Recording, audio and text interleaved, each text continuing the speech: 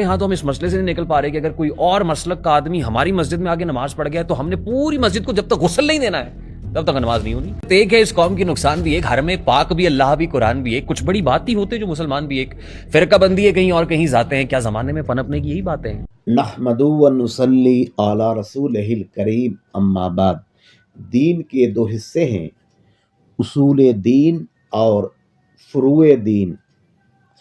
فروع دین میں اختلاف ممکن ہے. یہ چار مذاہب اسی وجہ سے ہے.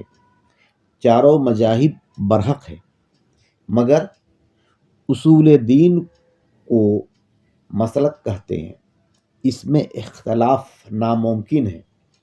اجماع امت کے نزدیک اصول دین جس کو مسلک کہتے ہیں، اس کا نام اہل سنت و جماعت ہے. اصول دین ہر موضوع پہ ایک ہی ہے. جس نے اس سے اختلاف کیا وہ دین سے خارج ہو گیا، جیسے وہابی، دیوبندی اور احمدی یعنی قادیانی وغیرہ. یہ لوگ اصول دین میں اختلاف پیدا کیا ہے، اسی وجہ سے یہ لوگ دین سے خارج ہیں.